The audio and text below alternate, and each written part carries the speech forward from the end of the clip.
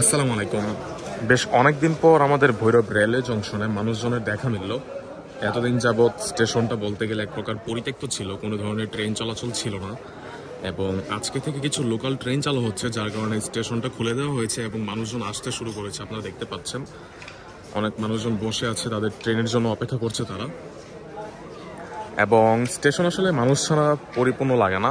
আর আপনারা দেখতে পাচ্ছেন যে নতুন করে সাজানো হয়েছে আমাদের ভৈরব রেলওয়ে জংশনটাকে, কত সুন্দর লাগছে দেখতে।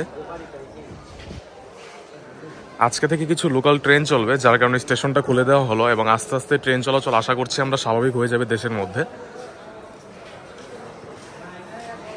তো বেশ অনেকদিন পর আমিও স্টেশন আসলাম, আর মানুষজন দেখে ভালোই লাগছে। স্টেশনটা পরিপূর্ণ আজকে। তার পাশাপাশি দেখতে পাচ্ছেন যে দোকানপাটগুলো খুলেছে কিছু কিছু, এবং অনেক দোকানপাট এখনো খোলা বাকি আছে, তারা অনেকেই খুলেনি। হয়তো বা পরিপূর্ণভাবে যখন সকল ট্রেন চালু হবে তখন তারা তাদের দোকানপাট খুলে বসবে।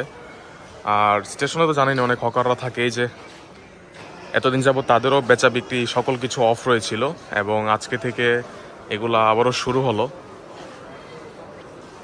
তো এই খেটে খাওয়া মানুষগুলোর জন্য সত্যি খুব দরকার এগুলো স্বাভাবিক হওয়া।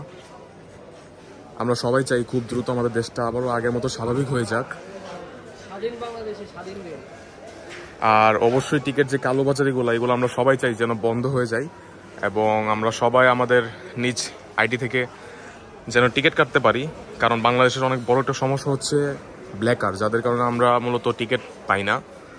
তো এই সমস্যাটাও সমাধান চাই আমরা খুব দ্রুত, এবং আশা করছি যে ছাত্র সমাজ এটাও করে দেখাতে পারবে ইনশাল্লাহ।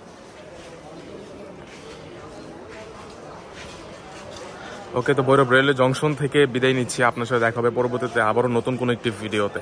ততক্ষণ পর্যন্ত আপনারা শ্রাবণ ব্লগসের সাথেই থাকুন। আল্লাহ হাফেজ।